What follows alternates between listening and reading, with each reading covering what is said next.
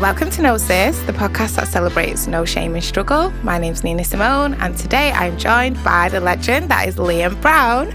Oh, that's a nice welcome, thank you. You're welcome. Most people will probably know Liam of this season's Dragon's Den, and you were very successful in the Den, weren't you, Liam? Smashed it, yeah. Absolutely smashed it. Made Manchester proud. I absolutely loved watching you on there. You owned it. Yeah. And which dragons did you get? I got Stephen Bartlett, Peter Jones, and Gary Neville. Amazing. So yeah, it was just like an energy thing, really. I didn't have a clue what I wanted, who I wanted when I went in there, because I hadn't watched it for like 12 years. I was Really? like, when I was like, where's Duncan Bannatyne? The producer was like, you need to watch it, and I was like, where's Duncan gone? And I was like, wanted him to say, I'm out. He's old school, isn't he? Yeah, so he was on about him. So it was all new people, and then just started like, because they were like, you need to watch it, I was like, I don't really watch TV. You need to watch it. So I watched it, and then I watched quite a lot of it, and sort of just learned from watching it.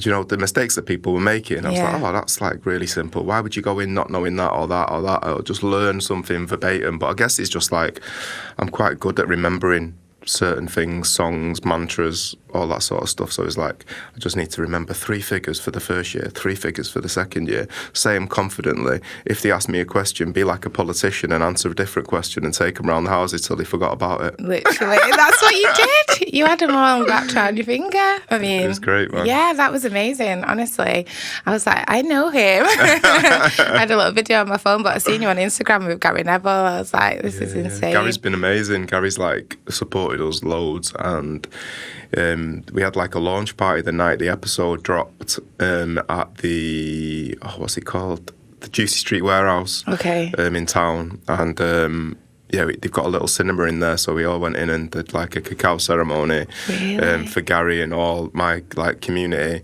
that came to it, and then we watched the episode and everyone was buzzing. Had a little party afterwards, a big vegan spread and that Gary sorted out, which was really cool. Love that. And then it just popped off since then. Really, everything's been going crazy. Opening hearts since then. I've been opening hearts for a long time. Even more. I used to sell ecstasy, do you know what I mean? Right. We'll get onto that because you wrote a whole book about it, didn't you? Yeah. So, ecstasy is an heart-opening medicine. Oh, is it? Yeah. Okay. So, do you believe it should be illegal, or?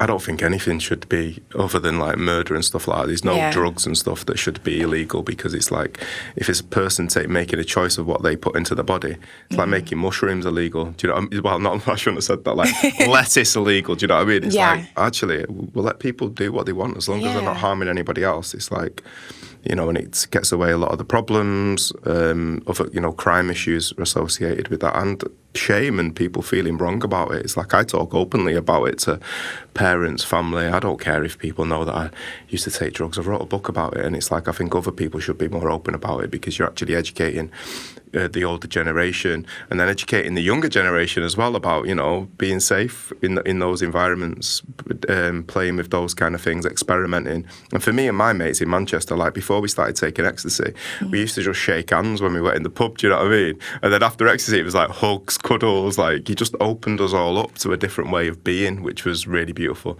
Then it gets a bit out of hand and you have to sort yourself out, but I was going to say, was there a point where it kind of, was it always a good experience, or was there a point where you thought, actually, I need to change my medicine, or? Yeah, totally. Kind of like, you go in those come downs from it, and you're like, it's not as enjoyable as it. I think you just get a little bit older as well, don't you? And I'd been like experimenting with drugs from being 12 years old, so it was like, when I got to like my mid-20s, I was like, kind of like, I'm done. But then you kind of in that lifestyle, and it takes you a while to get out of it. So it wasn't until probably I was like 28, 29 that I kind of felt quite a bit out of that environment, which was good. But it was just like, it was just getting detrimental to your health. The come downs are harder. It was like not as enjoyable, and it's just your life wants to go in a different direction. Yeah, well, it's good that you recognise that and you've been able to turn it all around. I think you said from 12 you was experimenting, or did with drugs, yeah. How did you get into that then? Was it Probably younger than 12, actually, because for me, alcohol's the worst drug that's available, and that is like the most easily accessible. It's got the worst amount of social problems and issues associated with it. So yeah, it's just like you're around drinks socially acceptable. So it's like in your household, so you've got drugs in your household all the time when you're growing up. Everybody around you takes drugs. Like it's just not, doesn't seem to have the drug label alcohol, but it is a drug. It's a mind-altering substance, and you're actually opening yourself up to spirits, to attacks, to demons, all negative. So it's like when somebody says, "Oh, my boyfriend's a really good guy, but when he's drunk, he does this and he does that." It's like, no, that's your boyfriend. He's chose to drink that substance to make him behave like that. Yeah. It's like it's his responsibilities, or whoever you are, whatever you do, regardless of whether you're under the influence of substances or not, that's you.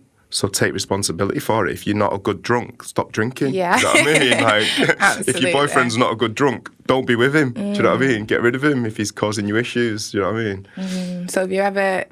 Is drink something you've stayed clear of, or is it something that you might have dabbled with when you were younger? No, I used to drink. Like that was the first. That's what I mean. Everybody goes, "Oh, you started smoking cannabis, and that led you onto other drugs." It's like, no, actually, I started drinking, and that led me onto other drugs. Yeah. If you want to get factual about it, do you know what I mean? So it's kind of like it was just grew up in Withenshaw.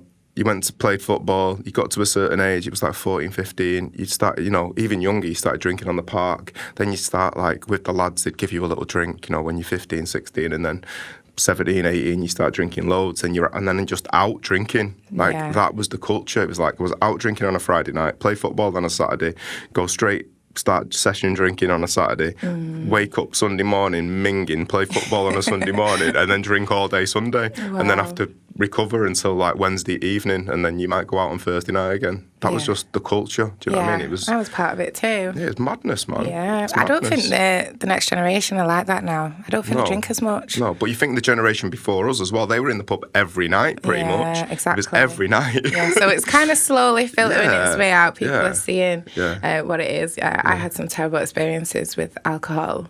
One of the main things being that I had to disassociate. To get into it, I would disassociate and sometimes have blackouts. Yeah, I used to get blackouts, yeah. I find it strange. Scary. Yeah, I've had a couple of conversations and blackouts are a real thing. And when you start doing like, when I did the 12 steps of recovery, like, you start like listening to other people's stories, and like blackouts mean you've got an issue with alcohol. It means it's not for you kind of thing. And it's like, but imagine the things you could do, and you would have no idea in them blackouts. Fortunately, I was just like, didn't get into that. Well, I got into bits of trouble, but nothing major. Do you know what I mean? But you could have done anything, ended up anywhere. I'd wake up and be like, how the hell have I got? Where's this place? Do you know what I mean? I've definitely been there. It's not a nice place to be, but definitely. So, do you drink now at all? Very, very, very rarely. Like I might go in a restaurant and go, because lots of people think I'm sober, like think I'm teetotal. And I think I even said it by accident on the BBC. Like, I'm sober. I don't know the last time I was inebriated, like from alcohol. So to me, I'm sober. But I might have a drink every now and again. Like I might go into a restaurant and be like, do you know what? I like light Spanish beer. I'll have a little half of a pint of Estrella or something like that, or some kind of Spanish beer, and then I won't want any more. And sometimes if they've not got a beer that I like, and I just have a little bit, and I'm like, not even interested. But I won't go, oh, I've had one, I'll have another. It's like I went through a period of like 3 years of sobriety, and that gave me the control, like, over alcohol, where a lot of people are controlled by alcohol. It was like, I can just take it or leave it. And most of the time when I go into an establishment that like has alcohol in it, I'll just have a lime soda. And if I'm with people that are drinkers, I won't drink in front of them. Very, like, that won't happen. Like, but most of the people that I associate with don't drink anyway. That's good. So, but just when I'm with other people that drink, I won't drink. Okay. And you mentioned before Vegan Spread by Gary Neville. Vegan Spread. Are you vegan as well? I am a vegan, yeah. I've been vegan for like, before it got popular, like since like 2013. Okay. So it's kind of like, for me, that if you're a yoga teacher or you're on the yogic path, it's pretty much essential, because ahimsa is the first step of yoga is ahimsa, which is no harm to any other sentient beings. And the only way you're doing that is by being vegan. Do you know what I mean? Otherwise, even if you're vegetarian or whatever you are, if you're still causing harm to other sentient beings. And that's the first step of yoga. So I mean, that's why traditionally most people in India are vegetarian or vegan, but vegan is the step a bit further. Well, if you've been wondering whether to take the leap, guys, this is your calling. It's up to each individual, do you know what I mean? But just for me as a yoga teacher, it's like, how could I not be? You know what I mean? Like, I'm teaching this ancient practice, this scientifically proven path to self-realization and enlightenment, and then it's like, I post a picture on Instagram of me eating fish. It's like, nah, it doesn't really, no. As soon as I see it, I'm just like, yeah, you're not a yoga teacher. Yeah, so that conflict that you feel, because sometimes I feel like that. Yeah. I'm vegetarian, but I do eat cheese. I'm struggling with the cheese. I know cashew nuts can make nice cheese, but I think you do know when you're going against what intuitively your body's saying. Actually, no. So yeah, I think about 2017 I went vegetarian, but I've tried to do vegan. How do you get everything you need? Because I always worry about becoming deficient, and I mean there's a lot of nutrients in cacao, which is something I assume that you take daily because that's your product where you've ended up now. But how do you manage to get everything that your body needs? I take a B12 supplement and then a few other, like, you know, D3. I take a flaxseed oil thing and some other little supplements, but then it's mainly just eating plenty of fruit and veg, leafy greens. Everything's there. Like, people, I'm not that into, like, I'm like, my body's good, I eat well, I eat fresh food, but other people, you know, need this nutritional kind of like content, protein, all this. No, the protein thing, a lot of it's a load of crap. Listen to there was a guy on Stephen Bartlett's podcast recently talking about veganism and how it will, you know, eradicate lots of diseases, lots of issues, lots of ways that people are aging, you know, because cheese, dairy is clogging up the capillaries and the arteries around your heart. So it's like, it's one of the biggest causes of heart disease, and 1 in 5 people globally die of heart-related diseases. And it's like, for me, it's like, once you know the information, it's like, do you want to be there longer for your children, or do you want to die early? I needed to hear this. No, it is cheese. It's the little devil in my fridge. So I look at it every time, and I'm like, you. Do you know Cathedral Rock? They were banging mature cheddar now, though, like plant-based. Really? It's mega. It's probably not good for you. It's like probably got some nasty shit in it. But if you just need the little fix once a week and your toast or something. Yeah. Okay, I'll give that a try. Cathedral Rock, I think it is. Yeah, mature cheddar. Do you know what? I'm going to give it a try. I'm going to go green this weekend. No cheese on my breakfast, and see how we go. So thank you for that. Like there's loads of alternatives now. But for me, like, loads of people like these angry vegans all over the place. I'm like, I'm not an angry vegan. I don't even talk about it unless somebody asks me. It's like people go, what's the first thing a vegan says when he comes in your shop? Tells you that you're vegan. It's like, well, yeah, you're a shop selling food, so it's kind of essential for me to let you know my dietary requirements. Do you know what I mean? It's not like I go into a record shop and go, excuse me, guys, just to let you all know, I'm a vegan. You got vegan records in it. Yeah, no, I think there's a complex, isn't there? Like, you think you're better than us kind of thing, which is just a projection. And everyone's on their own path. Like, if I was shouting at people that were eating meat, I'd be shouting at my old self, and my old self had just put 2 fingers up at me. Yeah. You know what I mean? Go, shut up, mate. So it was your yoga practice that really made you change your diet?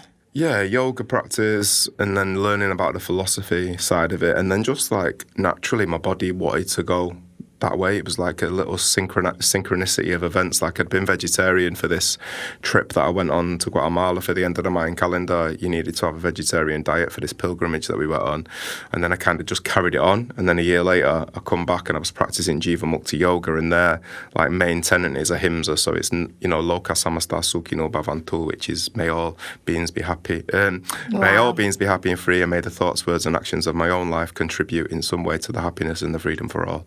So it's like that's the main kind of mantra of their yoga practice. And it was and Jiva Mukti's cool, man. It's like funky music, banging, like hardcore yoga practice, physical practice, asana practice, and then lots of ancient like Sanskrit mantra and the philosophical side of it, which seems to have got diluted in a lot of like Western yogic teachings now. Whereas I'm hardcore with that. Like when I started teaching at a gym, they were like, "Please, can you not like, can you just lower the spiritual side of it a little bit?" It's like, it's a spiritual practice.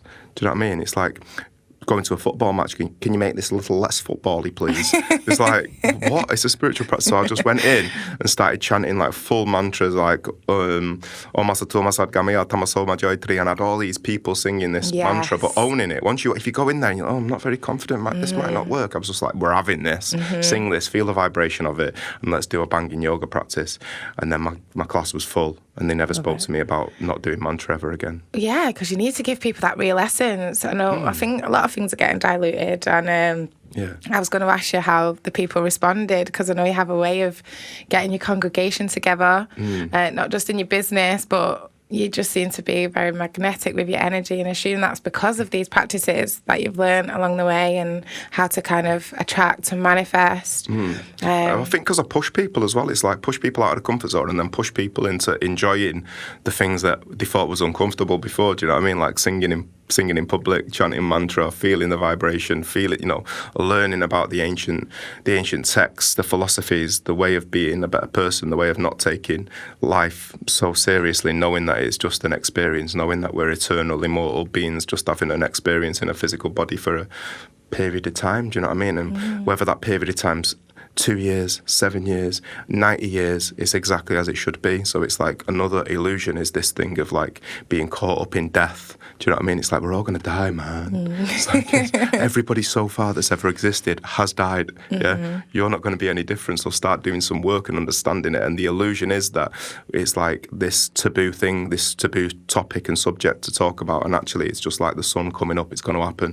Do you know what I mean? It's like, so actually do some thinking about it, do some research about it, get your stuff in order, write a will. Do you know what I mean? Understand that and actually look forward to it, because once you die, you're not stuck in a physical body. You're everywhere. You've got infinite possibility to do whatever you want, to choose your next incarnation if you need another incarnation.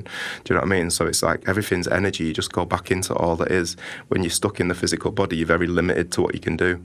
My son started asking me, like, if I come back, I want to be this and I want to be that. And he's 5. And I'm thinking, where is all this stuff coming from? I love the way he thinks about rebirthing and life and death, because he doesn't seem scared. He just feels like he knows he wants an afterlife. And I'm like, that's interesting. He said that before he came to me to be with me. He could see me from the sky. Yeah. He said, I was in the sky. I could see you coming in and out your house. I was like, what? He said, I could see the rain and the sunshine, and I came to you. And I said, why? And he said, because I knew you'd be nice to me. And I thought, wow, there's no way I would have heard that kind of thing. And it blew my mind a bit. I was like, okay, I've got quite a spiritual little lad on my hands here. But that's beautiful. Yeah, and that's the case with everybody. Like, everybody chooses the parents. So it's like, if you like my upbringing was pretty difficult. Like, my mum was beautiful, gorgeous, amazing, divine human being, but everything that was going on around us was just like chaos, war. Do you know what I mean? It was like painful, but it was just that, for me now, it's that understanding that however bad you've had it or your situation, you chose it because you've got to learn things from that. Everything that happened to me when I was a kid and happened to me, growing up, has made me the person that I am. So it's like I can either let it affect me and be my excuse for not being amazing, or I can let it be my excuse for being amazing. Do you know what I mean? It's like, this is why I'm amazing, because I went through all these challenges. I had this tough time. It wasn't easy for me. And it's like, that's allowed me to, and I think that gives me the authenticity of like being able to relate to a vaster amount of people, because I'm just a normal kid from a council estate. Do you know what I mean? And but then I can spit mantra and know about these like metaphysical kind of realities and stuff, and the truth, really. It's all truth, and it's the whole life is about remembering, because everything you need is within you. But it's just like your son now, if he had a normal mum and dad, like, they'd get that, eradicate that from him by the time he's probably 7. Do you know what I mean? But definitely before he goes to high school. And if it's not gone by high school will get rid of it for you because of peer pressure. Do you know what I mean? Yeah. So it's like, and then it takes a while to get it back, and it's just giving the people, the kids that are special, that are already tapped in, that confidence of going, do you know what? This is who I am, man. Like, go to school and be like, you know, I'm the mystical kid at school. Yeah. Like it or lump it, like this, own it. You know what I mean? It's like, what do you want a card reading today? Sarah from B2. No, it's on its way. It's happening. He's into crystals, and he wants to take crystals in his pocket, and he knows he's not allowed. He's only just gone back to school. I was homeschooling him for a while, but yeah, and an accumulation of things has led me to let him try school, because he said he wanted to try it.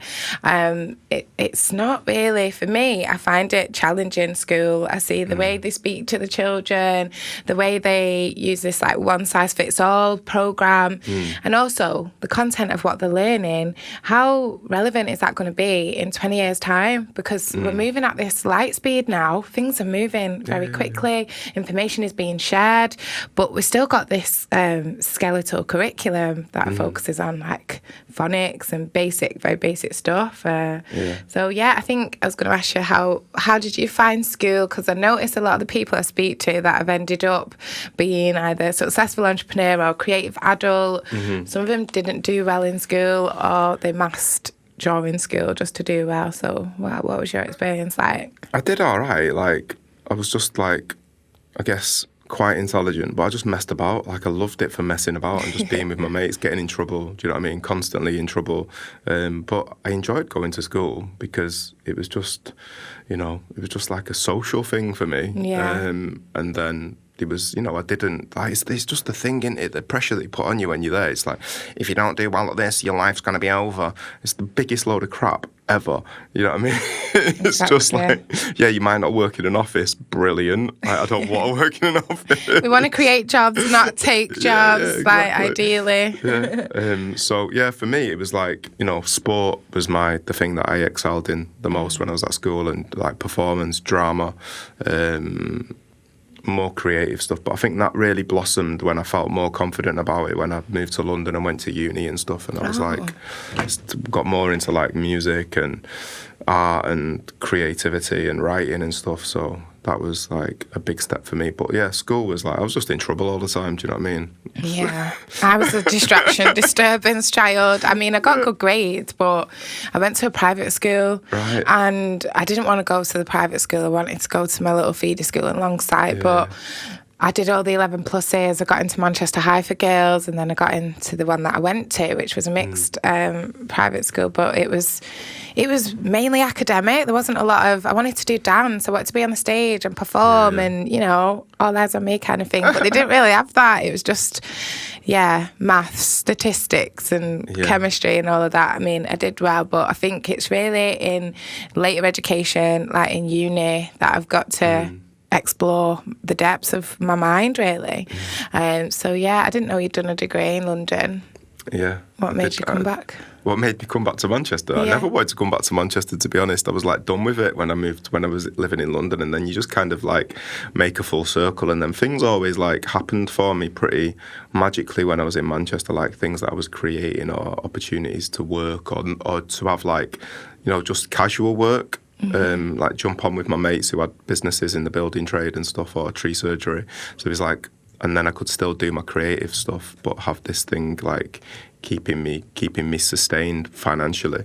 And then I think I come back to Manchester after I went on this big travelling thing where went travelling. I was like, I'm done. I'd been living in Manchester for about a year again, or a year and a half, and I was like, right, I'm done. I'm going to go and find where I'm supposed to be in the world. I end up coming back to Manchester, and then it's like, went to live in Lancaster for a bit. And then now, like, I had been living in Manchester for like the past 7 years, and now I've just like moved to southwest Wales, where I've got a small holding. Like, I live in the middle of nowhere, which is it's a dream. Beautiful. I've been looking at this, like land and what you can buy over the property that I've bought. It's like you can get 10 acres of land down south for 50 odd grand. I didn't know that, but some of them you're not allowed to build on. But I think everybody deserves. Yeah, honestly, I don't. I'm looking at them hippie vans, like getting about, making breakfast outside, and I think that's like a lot of people live in this sort of material world, but a lot of people just want to be out in nature, near the water, but that's sold as a luxury, and I think actually that's our birthright. How do we get there? Totally, yeah. Because growing up in the ghetto, we're surrounded by high-rise flats, pollution, cars, pavements, concrete, and I found it quite a challenge to live in this environment. And then I found when I moved to Dubai, I just felt like lubricated on the inside, like everything was like warm. I didn't even need to moisturise my skin. Here I'm like cocoa butter. Come on, like I need to dose myself. That's why you need white pasty skin like this for it. Yeah, but you've got a colour to you. A little bit, yeah. But I'm Irish, and like it's just like I'm always with like people who like Spanish people or something. I'm like, I've got such a good start on me. You know what I mean? It's like I'm burned for a couple of days. Got bright red. Well, you just come back from holiday, haven't you? Well, not holiday. It was. Can you tell us a little bit more about that trip? It looked amazing. Yeah, I've just been in Venezuela, like meeting suppliers, distributors, lots of farmers, just trying to like get for us, because we hadn't been to Venezuela, and obviously I chose this cacao after trying cacaos from all over the world, and it was like, right, people were like, you've not even been to Venezuela yet. It's like, well, yeah, I started my business during COVID. Don't let me know how I could have got there. And actually, we tried the cacao, and it was, this cacao is something else. And then when we went over there to sort of be with the people, and there's these different areas within Venezuela that grow cacao, and this Sol del Lago cacao, which is the one that I get, it was just interesting, like amazing to see how passionate they were about it. They went, everybody who knows about cacao and knows about chocolate globally knows that Sol del Lago is the number one place, and I knew nothing about it when I chose it. I had no idea what it was. You went off the taste. I just went off just the vibration, the energy of it, how it worked in my ceremonies. The taste was just a blessing by the gods, because the taste is like, there's no better tasting ceremonial grade cacao on the market. I don't think there's a better tasting cacao on the market, really, which is a blessing.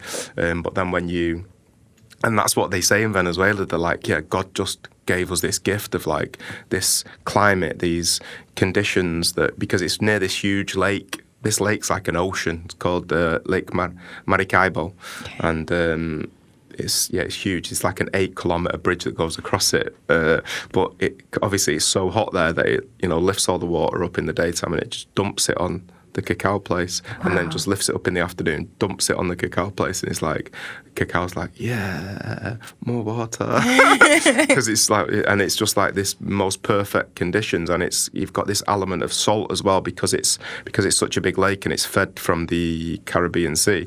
It's got the salt water as well with the fresh water, so it's getting all these conditions and climates, and it's just going there and meeting the people. I was like getting emotional all the time, because it was like, oh my God, like this is even better than we thought it was. Like historically, like the fact that they're like, yeah, this is like the best on the planet, and everybody knows it. There's been studies done. People come here, they want Sol del Lago cacao.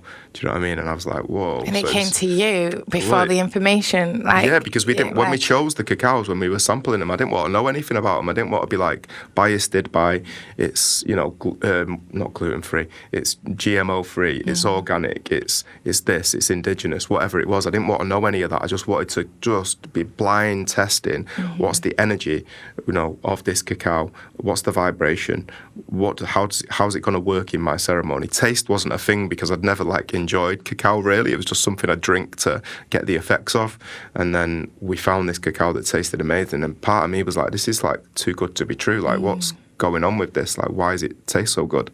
And then it's just this kind of like natural creation, like divine creation, that's made the conditions that it's grown in just perfect for growing like it's called criollo cacao, is the ceremonial grade cacao. And people keep saying, you can't get hold of that much ceremonial grade cacao. It's like, actually, there's 1 million kilos available of it just in Venezuela, and Venezuela accounts for 0.05% of the world's cacao growth. Wow. So there's a lot of cacao all over the world. Someone else also said, because I had 5,000 kilo coming in the other day, this is why there's a cacao crisis. What? It's like not even 0.001% of the cacao that exists on Earth that I've just ordered. It's like a minuscule like grain of sand on a beach that I've just ordered from the whole. But it's just people uneducated, unknowing, and they just say stupid shit all the time. That person probably has like 5 meat meals a day. Yeah, exactly. So and I'm just like, what? But it's, this, in the words of the notorious B.I.G., jealousy is a motherfucker. You're a weak, jealous motherfucker. I was going to say, haters don't hate. Yeah. Oh, wow. So out of all the things on the market, and you obviously decided to go with something that means something to you, purposeful, to create a business, which has gone super well. But out of everything that's out there and everything you've tried, what was it that drew you to cacao? It was... A lot of people think that I met the cacao shaman in Guatemala in 2012 and it was like, oh, this is my thing. I found what I'm supposed to do in life. It wasn't. It was not at all. It was just like a huge process from that moment, and not really being a significant part of my life. It was just like something that I learned about, something that I thought was like interesting. Like I was interested in the ceremonial side of it, like working with the cacao shaman.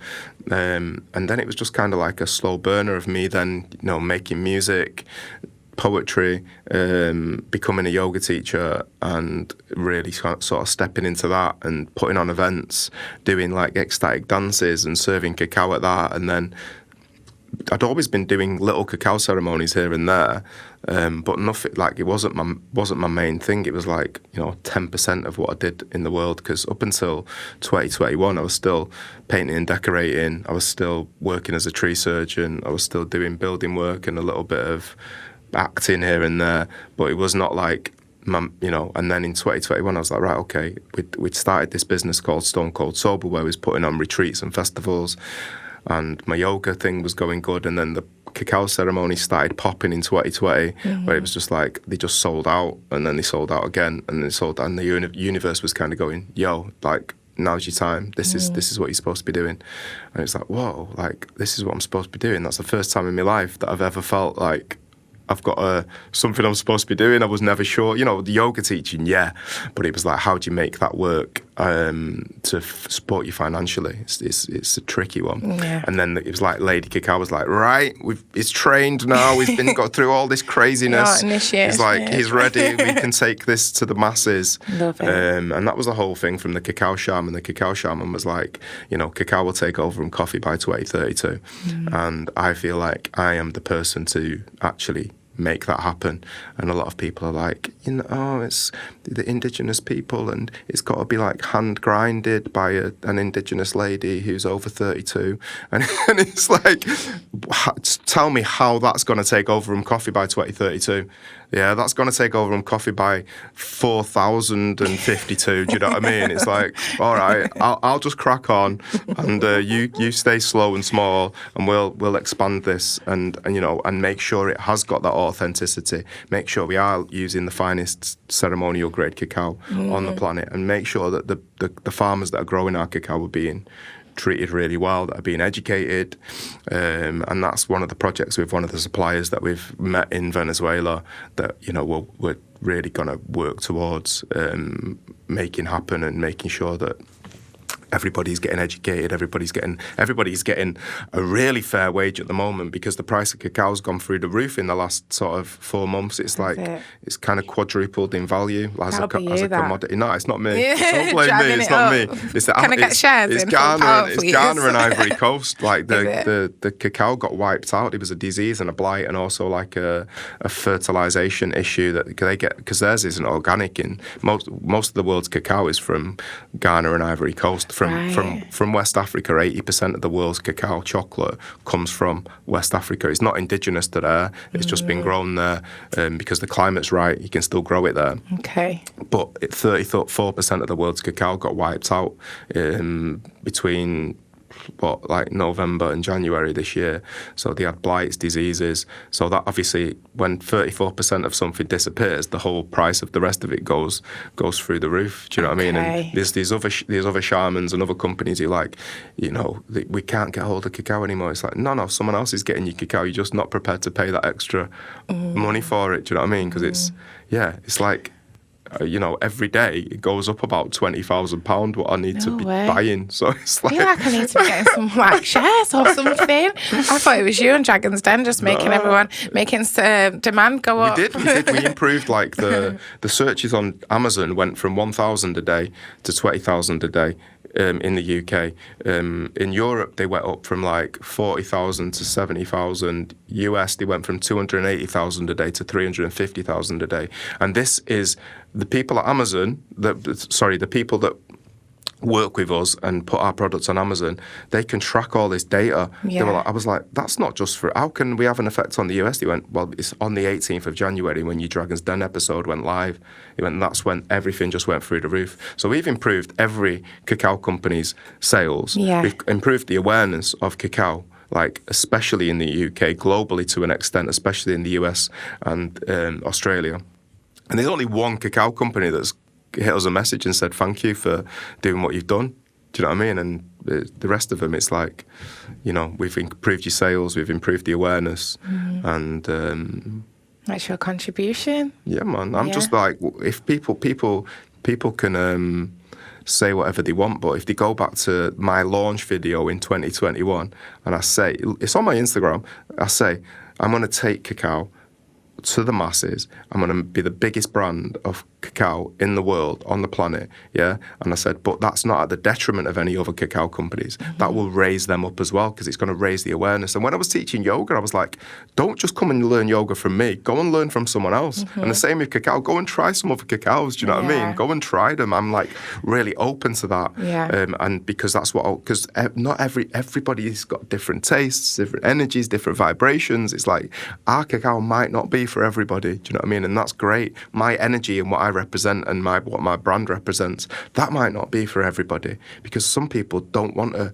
achieve and be successful in life. And I'm like, yo, let's smash this out of the park. Let's get you to full power. Why are you operating at 30% when you could be operating at 100%? Do you know what I mean? It's like each and every individual, even me, everyone I work with, we're not operating at our fullest potential, but we're driving towards that every day. How can I be better? How can I make better choices? How can I learn more? You know what I mean? Whatever I'm doing, how can I be a better person? How can I be more loving? You know, my missus' stepkids, like my stepkids, like every day I'm like, I don't want them to grow up as adults and go, my stepdad was a wanker, which is what I think. Do you know what I mean? I'm like, how do we be better? But how do I also still make sure they're disciplined, make sure they're doing the chores, make sure that, you know, and it's a head fuck. Yeah, it is. Kids can be, but you're on the right. You're contributing something really special, and I am just grateful to get a little bit more insight. You know a lot. You're a fountain of knowledge, and you sort of pass that on, don't you? You say that you help people to self-realisation. I don't help anyone.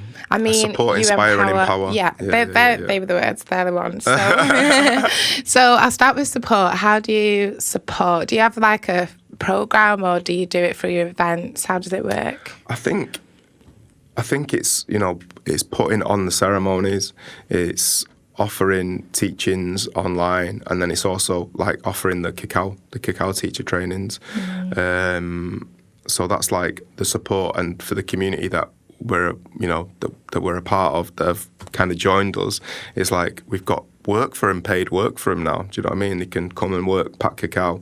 For just a normal human being who's like maybe nowhere near us, there's the support of the ceremonies that we do on Instagram, the ones that when I go on tour around the UK, like every March, that's, you know, and then there's gonna be the bigger picture is that we want the YouTube channel to be like a thing that people can go to, and like, it's like almost like a path to full power. Like there's breath works, there's meditations, there's channelings, there's light language, there's yoga practices, there's all these different, you know, elements that if you keep practicing these things, your life will improve. So that's like the support, and just to know that my energy as well is like a supportive energy. It's like I hold a lot of people up, and I want to keep doing that because I'm strong. Do you know what I mean?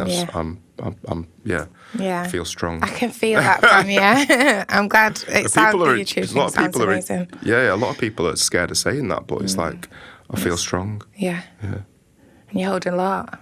Yeah. And you're doing a documentary as well, which, am I allowed to say that? Yeah. Or is this like classified? It's kind of classified, but we can talk about it. Just don't let anyone hear that. I'm joking. We can talk about it. We got something coming up. So I just want to know, like, what's your inspiration been? What was the moment that you made?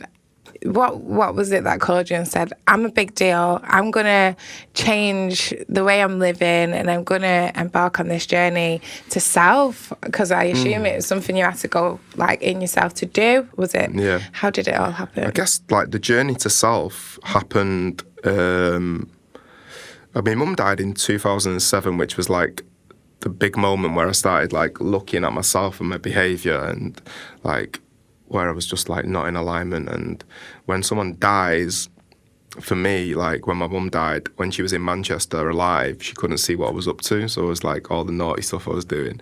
And then when she died, I was like, oh, maybe she, like, her energy can, like, tap into what I'm doing. And I felt her all the time, which was weird, do you know what I mean? Yeah. Because I was an atheist at the time. I was not into any of that sort of stuff. So it was like, and then got depressed, and I'd never been depressed. I thought that was something that Southern people did, and it was, like, not a thing for, like, a tough Mancunian would just like get on with it, do you know what I mean? Mm-hmm. And then just went into this spiral of depression, suicidal, didn't want to exist anymore, just couldn't see anything positive about my past, present or future. I was just like, I'm done, man, like, I need to get out of here.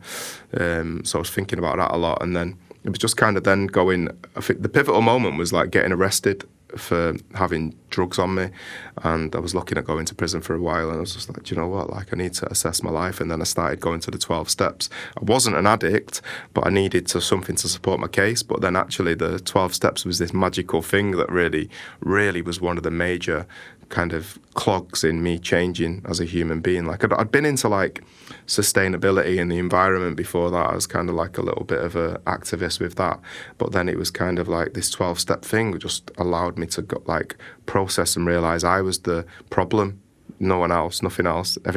For everyone in the world, anything that's going on in your life that's out of alignment is your fault. And it's like to take responsibility for that. And not a lot of people can handle that because they just want to point fingers at everybody else. Yeah. So it was kind of like then going on that journey, trying to be a better person, going to a Buddhist retreat, realising that I had a choice not to be angry all the time because I thought things made me angry, and actually nothing makes you angry. It's your choice to be angry at those things because there'll be another human being that won't be angry at that situation. So then surely that represents and makes you realise that that anger is your choice. It's your anger. It's nothing else. So just having realisation after realisation, and then cleansing and starting yoga and all these things. But I guess the pivotal thing in terms of, like, business-wise and, like, abundance mentality was I'd gone to Australia, earned some money, come back, and I was like, right, I'm going to publish my book. So I spent all my money publishing this book, and then I was like, right, I'm going to move to Barcelona and, like, teach yoga in Barcelona and just, like, be in a beautiful city, however. And I went there, and then I had a little bit of work lined up, and it fell through, and then I basically ran out of money, and I was going to the Sikh temple to eat because I had no money. As a 2019, I was 38 or something, 37. And I was like, I'm 37. I don't have any money as a man. Like, that's degrading. That's really poor. And I started having these conversations with myself, and I was like, right, New Year's resolution, let's step into abundance, because my spiritual path was good. I was teaching yoga. I could understand all this stuff that we were talking about, like in terms of text and ways of being and death and life and all this, and teach yoga, and people love my classes. Mm-hmm. But I had no money, man. Yeah. I was like, I don't feel like demasculated. Is that the word? Demasculated? Yeah, whatever emasculated. It is. Yeah, I just was like, I don't feel like... I want to be able to go in a restaurant and go, yo, guys, I'll get this. It's cool. And not in an ego way, just like, it's nice. Beautiful, what an offering. And so I was like, right, New Year's resolution, we're going to get on abundance. So what do we need to do? Like, I've got no money. Right, I'm going to get a life coach. And then I'm going to go back to Manchester because I can earn money. I can go and work with any of my mates, like jumping on manual, building stuff. Yeah. It's like, right, we're going to earn the money, spend it, and educate ourselves on abundance, because surely this is just an energy thing. And then I started messaging people that I knew that were doing spiritual stuff that were really successful and abundant at the same time. What did you do? What books did you read? Let me know. Tell me what to do. Started reading Think and Grow Rich by Napoleon. No, that was later actually. I started with like I'm a Badass at Making Money by Jen Sincero. A book called The Science of Getting Rich that's the first thing that gave me a permission to be spiritual and rich, and just loads of books. And then also having the life coach, starting some affirmations, putting like affirmations into my meditation every morning, because I always meditated, like that was like medicine, do you know what I mean? Every morning meditate, it's non-negotiable other than if I'm sick. Okay. If I'm sick, I might not meditate because I just can't like clear my head. So it was then just going on this path of abundance, and then you have, you know, things started going with my business, with Stone Cold Sober, with the yoga, and then in 2021 when I let go of all my other work, I was like, right, I'm just on this path now, like abundance, spiritual teacher, yoga teacher, whatever it may be. This is what I'm supposed to be doing. And then 3 months I didn't get any work, nothing happened. I was like, oh no, like I've made a mistake, got no money again. And then boom, everything just dropped in. And then from that moment, like people wanted me to teach them how to hold cacao ceremonies. People like, you hold cacao teacher trainings. Who are you to hold cacao teacher trainings? People were asking me for them. Yeah. I haven't trained with anybody. I've just picked up a load of things that I've done over the years that actually, it's like, Jesus was a yoga teacher. He didn't have a certificate. The first yoga teachers, they didn't have a certificate. Yeah. There's people with certificates out there who are useless teachers. There's people in your schools who are useless teachers. Yeah. There's other people that aren't teaching in schools that are amazing teachers. You can either teach or you can't. Do you know what I mean? Yeah. It doesn't matter if you've got 1 million certificates. You might be a shit teacher. Yeah. So it was good dictator, maybe not such a great teacher. Some people just dictate. It's like, I don't know how I feel about this, but yeah, I can see. So you've not gone down the path of having to get all those, you've not qualified in any of the stuff that you do, and you're literally doing it from experience. I've qualified as a yoga teacher. Okay. Because like, you have to do that purposes, to get into like... Yeah, and I've done a couple of yoga teacher trainings. So you've got a certificate, trained with Jiva Mukti Yoga, and that's a beautiful practice, a beautiful kind of organisation. And then, but for the cacao, it was just like, I was going to plant medicine ceremonies, I was picking things up, I was making music, I was adding instruments and different things into my ceremonies. Like, my ceremonies now compared to what they were 4 years ago, just like a different game. Like, somebody came to one of my ceremonies when we were on the tour, and it was just like, wow, I came 2 years ago and it's so up-leveled. And I'm like, yeah, man, that's like the only way we should be going through life is up-leveling constantly. Do you know what I mean? It's like I had more instruments, different people, different techniques, or whatever I feel that the people in the world need at that time. Like my ceremonies are not like scripted. I just go with the energy of what's going on. Because other people that, you know, my students who come and drop in and help in some of the ceremonies, or I give them like, you know, do you want to come and assist in this thing? And they're like, so what time am I on? When do I need to? When will it be? And I'm like, I'll just nod at you when the time feels right. But how will I know to be ready? I went, you're ready. Be ready. You're ready. Yeah. Do you know what I mean? Yeah, just inspiring people to be... Just in the flow, man. Yeah, just in the flow. Because we do live in a very, like, I think the time, the clock. We live on the clock, and we always want a cue and all of that. But like, it's really nice to see the way that you approach things and you're sharing, I think, what a lot of people feel intuitively, but also know that there's a lot of gatekeeping out in the world that makes it... there's things in front of you if you want to access that level of yourself, and you've removed those barriers, you've done it, so you're living proof that we can do it. So have you got a ceremony coming up? Because my next like the sort of closing part was to say, where can we find you, what you're doing next, how can people engage? So everything's really crazy at the moment, and we're just trying to, like, as a business, kind of take these next steps into expansion. Like, I've got a really big thing happening in June, and these new kind of like deliveries direct from Venezuela, which are going to be insane. And so it's just kind of managing that at the moment. I'm just trying to constantly like push things off me to other people. It's like, do I need to be doing that? Do I need to be doing that? Because, like, you know, for me, like, the most important thing is the ceremonies. So we're definitely going to do one in Manchester in December, because that'll be our 3rd birthday, and we do a big one then. And then I'm just trying to book a few others in, but it's like trying to find the headspace. We got 2 cacao teacher trainings in September, which are in Wales on our land. The first one's sold out. I think there's 2 or 3, maybe 4 tickets left or places left on the second one, which is the end of September, and that's on our land, so you get to come be on our land, camp on our land. It's camping. He's a vegan chef. Like, food's amazing, the property's amazing. We got a river and close to the beach. It's like insane space. And then I don't really... we're at festivals during the summer. Like, I've got the team at different festivals. I'll be at a few of the festivals. But we're just trying to expand that as well. It's like to be in more places, because obviously I can't do it. It takes me 3 hours to get anywhere from where I live now. So it's like, I'm just like, do I have to do that one? Can I, you know, there's just certain ones that I pick just to mean that I'm not overworked. And for me, the biggest thing now is like, how do I find space to rest and just to relax, because it's so intense. Like, that, you know, people think that, oh, you've done this and you've smashed that. It's like, becomes easier. It's like, actually, it becomes a lot more intense, a lot busier. So it's just trying to kind of micromanage it. But yeah, people can find us on socials, Full Power Cacao on Instagram, Liam Browne Love on Instagram is my personal one.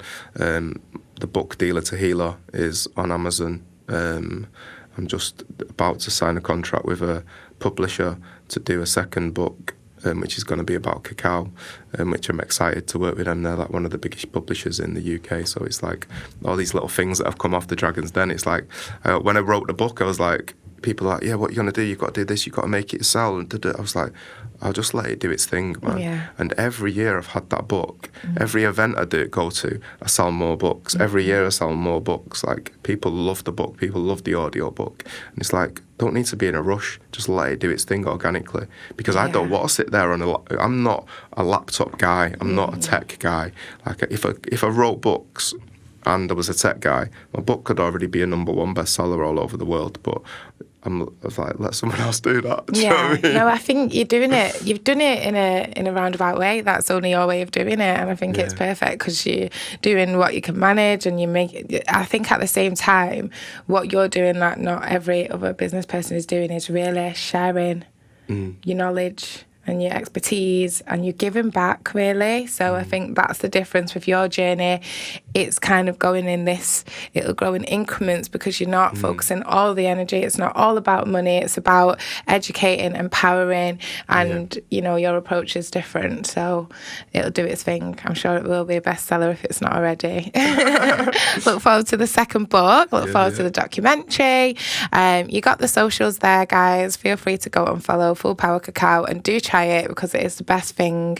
It's definitely taking over coffee in my house, because I was a little coffee fiend, and I now have it every now and again, but mainly I have cacao with orange powder, so I add a little bit of orange in it. It's gorgeous, like chocolate orangey. It's good vibes. Yeah, that's good. Orange and chili's good as well. Oh yeah, I can imagine. Oh yeah, just like a Terry's chocolate orange is nice. Yeah, I was going for that flavour, so I bought some organic orange powder, and it's life. Nice. So have you tried lemon drizzle? The cake or lemon drizzle cacao? No. So you just make like a sweetened cacao, like with agave, a little bit of salt, and then just grate a little bit of lemon rind in it, let it infuse. Oh yeah. But make your cacao, put it in the cup, grate your lemon into the cup, and let it do its thing. Right. It's insane. It's really? So good, yeah. Oh, that sounds amazing. I've already got all the agave. That's all I use. I don't use sugar anymore. Yeah. But yeah, my son would love that as well. He likes the chocolate orange one, so that one sounds right up his street. Yeah, baby. So thank you guys for listening. I don't want to let Liam go, but he's a very busy man, and he's got a long way to travel, which I also didn't know. So thank you so much for coming in and giving me your time. Thank you. I'm Neenagh Simone. You can find me on Instagram, just _Neenagh, which is NEENAGH. And lately I've got an account, Neenagh_talks, which is all about the podcast. So yeah, this has been Gnosis. Thank you for listening. I'll see you in the next episode.